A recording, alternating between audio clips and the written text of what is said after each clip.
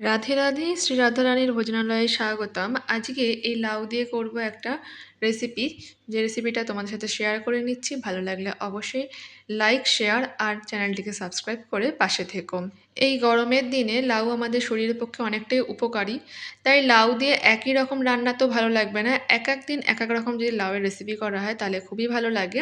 তা আজকে করব লাউ দিয়ে লাউ পোস্ত রেসিপি। আর প্রথমেই লাউটাকে এরকম ঝিরিঝিরি করে, মানে সরু সরু করে বানিয়ে নিয়েছি। লাউ বানিয়ে নেওয়ার পর জল দিয়ে ধোবো না। লাউটা যখন আগে বানাবো তখন খোসা ছাড়ানোর আগেই লাউটাকে ভালো করে ধুয়ে নিয়ে তারপর লাউটাকে খোসা ছাড়িয়ে বানিয়ে নিয়েছি। লাউ পোস্তর জন্য প্রথমেই খানিকটা সর্ষের তেল দিয়ে দিয়েছি কড়াতে। লাউ রান্নাতে বেশি সর্ষের তেলের দরকার হয় না, তাই জন্য এখানেতে 2 চামচ থেকে 3 চামচ পরিমাণ তেল দিলেই হবে। আমাদের এখানে লাউয়ের পরিমাণটা কমই ছিল, তাই 2 চামচ সর্ষের তেল দিয়েছি। তার মধ্যে ফোড়নে দিয়েছি অল্প একটু হিং, আর তারপর দিয়েছি একটা শুকনো লঙ্কা। তারপরে ফোড়নের গন্ধটা উঠে আসলেই দিয়ে দিয়েছি লাউগুলোকে। আর গ্যাসের ফ্লেমটা বাড়িয়ে নিয়ে প্রথমে লাউটাকে 5 মিনিট মতন ভালো করে নেড়ে চেড়ে নেব। 5 মিনিট পরে তারপরে লবণ হলুদ দেব।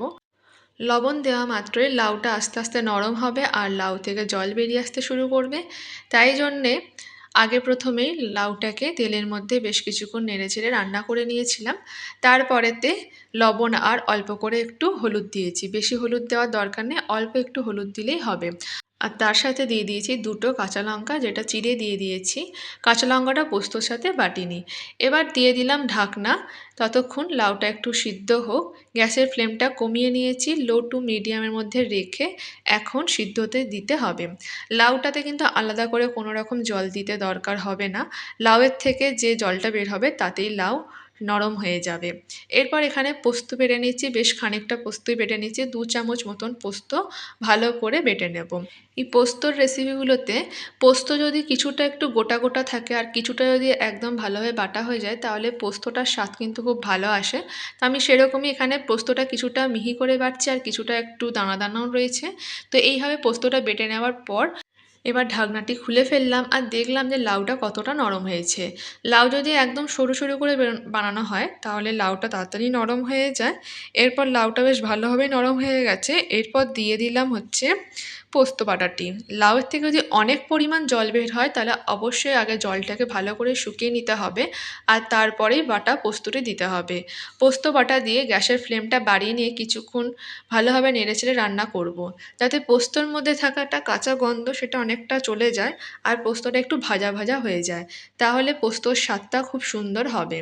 এই জন্যেই লাউতে যদি অনেক পরিমাণ জল থাকে তাহলে কিন্তু পোস্তটা দিয়ে দেওয়ার পর অনেকক্ষণ ধরে নেড়েচেড়ে শুকিয়ে নিতে হবে। এই জন্যে আমি আগে লাউয়ের জলটাকে শুকিয়ে নিয়েছি, তারপরে পোস্তটা দিয়ে দিয়েছি। যদিও এই লাউ থেকে কিন্তু বেশি জল একদমই বেরোয়নি, আর আমি যেহেতু আলাদা করে কোনো জল দিইনি তাই একদমই বেশি জল ছিল না। তারপর পোস্ত দিয়ে বেশ কিছুক্ষণ ধরে নেড়েচেড়ে নেব। পোস্তর এই কাঁচা গন্ধটা অনেক অংশে চলে যাবে আর একটু ভাজা ভাজা হয়ে যাবে, তাতে পোস্তর এই স্বাদ কিন্তু অনেকটাই ভালো হবে। বেশ কিছুক্ষণ এবার নেড়েচেড়ে এবার রান্না করব আর গ্যাসের ফ্লেমটা এখন একটু হাই ফ্লেমেই দিয়ে রাখবো, যাতে খুব তাড়াতাড়ি পোস্তর এই গন্ধটা চলে যায় আর ভাজাও হয়ে যায়।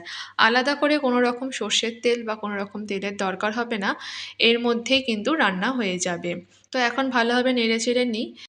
আর এই গরমের দিনে তোমরা এই লাউ পোস্ত রেসিপিটা ট্রাই করে দেখতে পারো, খুব তাড়াতাড়ি হয়েও যায় আর অনেকখানি ভাত একসাথে খাওয়াও হয়ে যায়।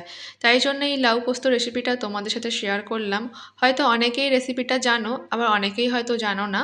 যদিও এই লাউ পোস্ত রেসিপিতে যদি একটু হিং দেওয়া হয় প্রথমে ফোড়নে, সেটা কিন্তু আরও সুন্দর হয়, এটাও হয়তো অনেকেই জানো না। তাই জন্যে আমি তোমাদের সাথে এই রেসিপিটা শেয়ার করলাম। ভালো লাগলে অবশ্যই একটা লাইক করে দিও। তো দেখো এখানে লাউর সাথে পোস্তটাকে খুব ভালোভাবে নেড়েচেড়ে অনেকক্ষণ সময় নিয়ে রান্না করলাম আর অনেকটা বেশ শুকিয়েও এসছে। এবার কিন্তু অল্প করে একটু জল দেবো, বেশি করে আর জল দেওয়ার দরকার নেই।